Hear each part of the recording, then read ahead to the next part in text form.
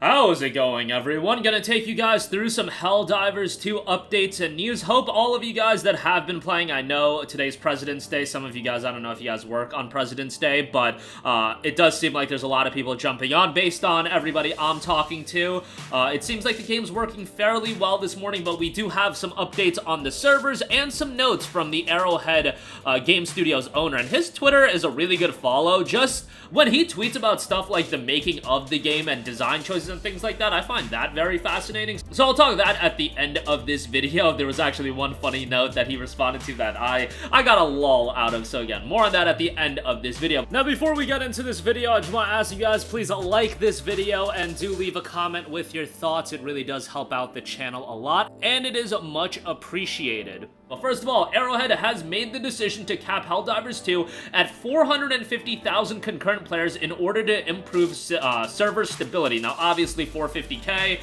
that sounds like a lot, and I'm sure heading into the release of Helldivers 2, if anybody within Arrowhead knew that they were going to hit 450k concurrent players, I bet they would think, oh my god, that is impossible. But yeah, Helldivers 2 is a massive, massive success. And noted on the Discord page, another message from Arrowhead. Hello, divers. Earlier tonight, we had server-related issues with a concurrent player spike. This led to some mission payouts failing, some players being kicked to their ships or being logged out. Our team is working around the clock to solve these issues. While we've been able to mitigate some of the causes, we're still struggling to keep up with the scaling that is needed to accommodate all of our Helldivers. Therefore, we've had to cap our concurrent players to around 450,000 to further improve server stability. We'll continue to work with our partners to get the ceiling raised. If you have progression-related issues, please restart the game in order for things to sync back up. Thank you for your continued patience. Now, as far as rewards not syncing, I've heard a variety of issues and people experiencing issues in different ways. Some people, the rewards don't sync right away, and then when they restart the game, I believe, they had it sync up. For my experience, when I did have reward issues, I was just SOL, like I never got it, and it was a complete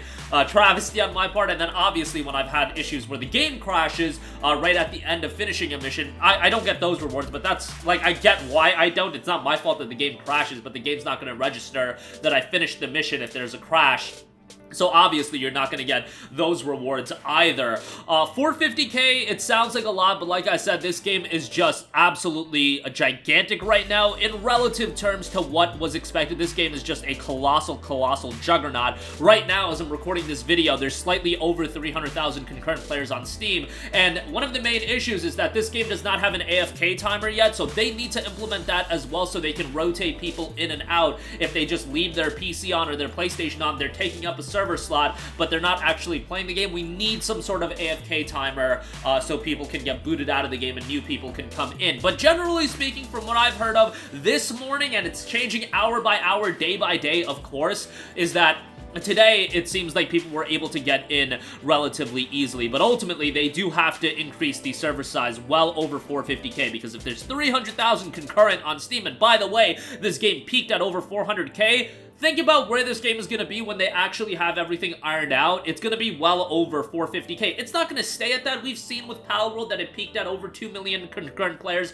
and now it's hovering around 450k. I'm sorry to keep bringing up Palworld, but that's generally the concurrent player count that everybody's familiar with. 450k for a Helldivers 2 has been an incredible success. And it has been, I should say, 400,000 on Steam that it peaked at. And then we don't have PlayStation numbers public, but I would imagine a significant portion of the overall user base has been on PlayStation as well. I know that there's that number floating around that 65 to 70% of the concurrent players overall are on Steam. I don't know the validity of that, and that doesn't look to be valid either. I'm sure at some point we'll get legit numbers, and it'll be fascinating to know what those numbers are, because the cross-platform release of Helldivers 2 really did leverage the community in terms of the discussion around the game and just promote the game even more. It should also be noted that Helldivers 2 has topped Fortnite as well as Call of Duty in the States as far as the top games being played right now on PlayStation. So again, incredible success there as well, and a lot of people are playing it on PlayStation 5.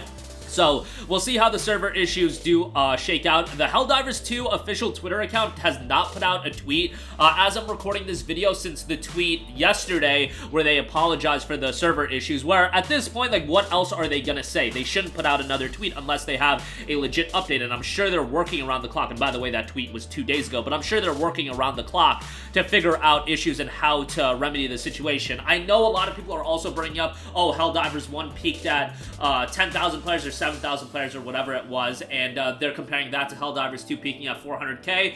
Not entirely a fair comparison, but I understand from Arrowhead's standpoint, they never could have predicted this, and I can definitely give them a little bit of leeway, but at the same time, the fact that we've gone through 2 weekends now where the game has had severe issues, I don't think we should just let that completely slide either. But I do understand, smaller studio, they're working around the clock. It is what it is ultimately. A couple things to note from the Arrowhead Game Studios CEO. On Twitter, he was responding to a tweet from IGN noting the boss of Helldivers 2 developer has insisted the game is not pay to win. It is absolutely not pay to win, and he noted, I stand by it. I think games industry needs a middle ground between pay to win and cosmetics, and pay to get stuff that is more or less powerful but mechanically different. Doesn't roll off the tongue as much, but also, you can always play and unlock, and I mean it for real. And I think Helldivers 2 does a good job of finding that middle ground. I've said it over and over again, and if you are familiar with this channel, when I talk about live service games, you know how I feel about games that are monetized to the nth degree. I absolutely dread it. I absolutely hate it. I understand that we've gotten so many new viewers from our Helldivers content, and I really do appreciate that, but I've been of the mindset, look, I've crapped on so many games. The Diablo 4 Horse Armor, Skull and Bones, and Suicide Squad, recent releases, all of the games aforementioned, those 3 titles were all $70 titles. They all had the early access gimmick baked into it, where you buy the deluxe edition and you get early access, and then they also have microtransactions on top of it. It's when you push it so far where it becomes abundantly obvious that, you know, you're just thinking way too much about generating as much revenue as possible. And I get it, it's a business, and ultimately if people are gonna buy it, but at some point it is not a net positive return. Like, has this been an effective model for Skull and Bones? Has this been effective for Suicide Squad Kill the Justice League, where as Helldivers 2, it was a well-priced game at $40. If you wanted the Super Citizen Edition, that would have given you the first War Bond with the Super Citizen Edition alongside some other cosmetics and items, I should say items, in the game. I don't think that's too crazy. $40 and then monetized aspects on top of that. And on top of that, the War Bonds, you can get those by playing the game because the first War Bond is free, and as you go through the first War Bond, you can get the super credits, and the second War Bond, after you unlock that, you can unlock everything in the various pages, obviously, by, you know, playing the game. So I don't think Helldivers 2 is monetized that crazy. I think this is how you handle it, but I should reiterate it that we are 2 weeks in. Sometimes these games, you know, they start off one way and then they can get pretty crazy, and I get it that PlayStation did publish the game, but it also does seem like Arrowhead has a lot of control over the game. I don't know the exact inner workings, obviously, as far as that's concerned, but as far as this being a live service game, I feel like it's handled pretty damn well, especially given some of the stuff that we've seen recently.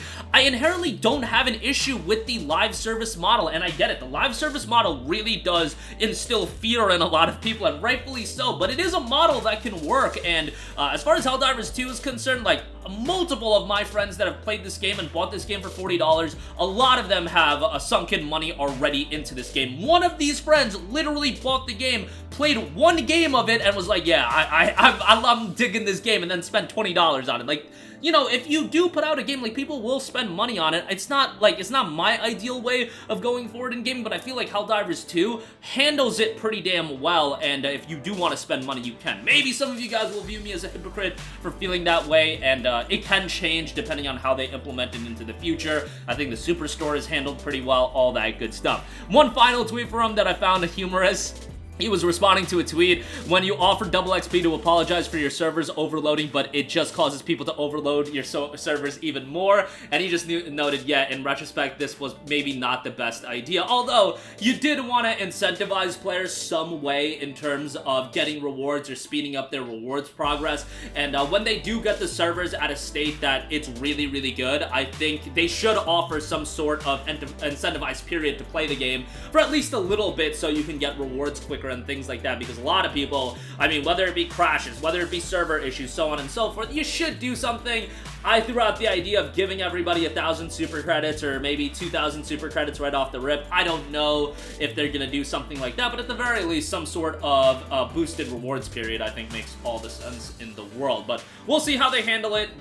Their communication to the community, I think, has been excellent. I think, you know, for a smaller studio like this, there's no way they could have predicted the immense amount of popularity, and I get it. For me, being on my keyboard and mouse recording videos behind a microphone microphone. It's easy for me to say, oh, do XYZ. I get it that there's a lot of things going on in the back end, the coding, things that are way above my pay grade, and they're doing the best that they can. I have no doubt that they are doing that. It's just when you go through 2 weekends of a lot of issues, it is upsetting. And, you know, a week from now, 2 weeks from now, 3 weeks from now, I think the game will be fine, and it will be interesting to see how they handle keeping the players engaged, because that is the ultimate goal of a live service game. You're big for a week or two, that's great. We saw what happened with Halo Infinite. Lack of content, players fell off, and it's really, after you fall off, really hard to get players back invested into it. But that'll do it for me. Let me know all of your thoughts in the comment section down below. Sound off there. Thank you for watching, and goodbye.